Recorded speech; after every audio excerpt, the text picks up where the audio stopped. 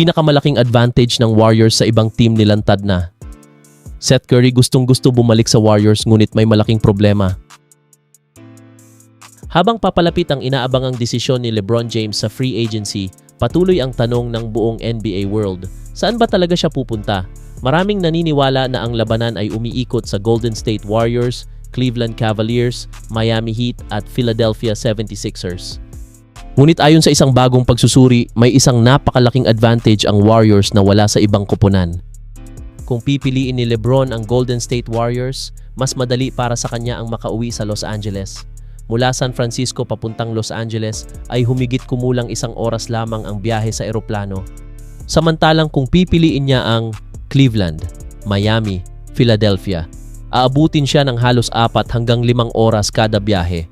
Para sa isang 41 anyos na superstar na nasa huling yugto ng kanyang karera, malaking bagay ang mas maraming oras kasama ang kanyang pamilya.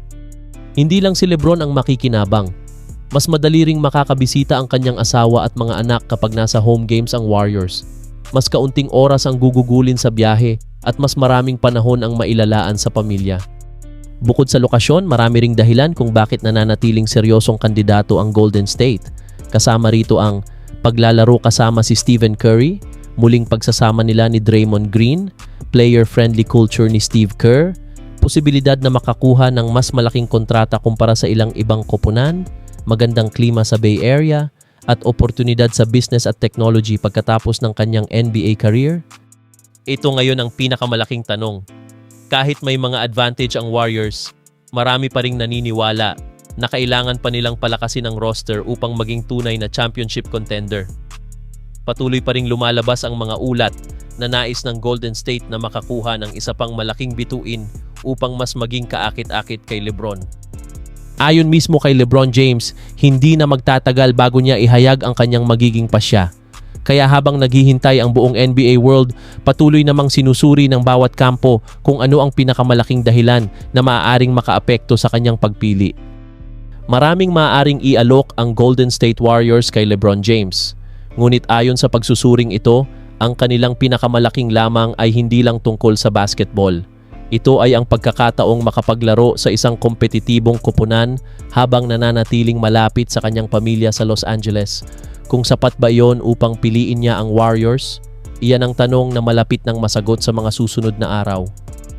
At ngayon, isa sa mga pinaka-inaasahang kwento noong nakaraang season ay ang muling pagsasama ng magkapatid na Stephen at Seth Curry sa Golden State Warriors.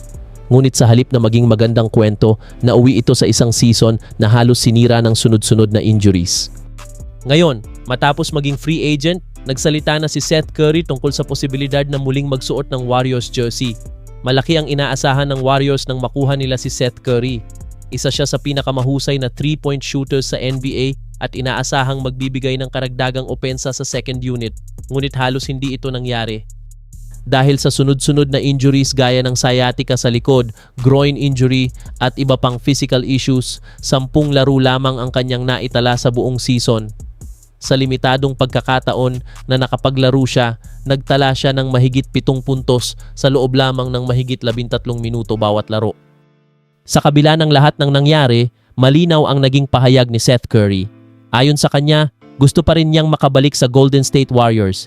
Inamin niyang hindi niya naipakita ang tunay niyang kakayahan dahil sa mga injury. Malaki rin niya ang pagmamahal niya sa Warriors organization, sa coaching staff, at lalo na sa mga fans.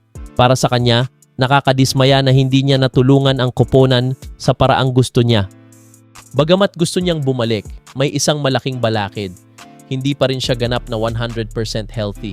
Patuloy pa rin ang kanyang rehabilitation ngayong off-season habang naghihintay kung ano ang mangyayari sa free agency.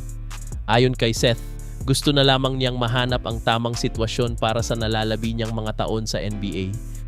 Habang wala pang opisyal na kumukumpleto sa roster ng Golden State, nananatiling bukas ang usapan tungkol sa mga posibleng veteran signings. Gayunpaman, inuuna ngayon ng Warriors ang paghahanap ng mga healthy at available na players matapos maranasan ang napakaraming injuries noong nakaraang season. Kaya kahit gusto ni Seth na bumalik, hindi pa malinaw kung magtatagpo muli ang magkapatid sa Bay Area. Nananatiling bukas ang puso ni Seth Curry para sa Warriors. Ngunit sa NBA, hindi sapat ang kagustuhan lamang. kailangan ding patunayan na kaya niyang manatiling malusog at makapaglaro ng tuloy-tuloy. Sa ngayon, naghihintay si Seth Curry ng tamang pagkakataon at naghihintay rin ang Warriors kung ano ang magiging susunod nilang hakbang sa free agency. Yan ang mahahalagang balita ngayong araw. At bago matapos ang lahat, kung bago ka pa lang sa channel na ito, huwag kalimutan mag-like, subscribe at click ang notification bell para updated ka sa mga susunod pang NBA updates. Peace out!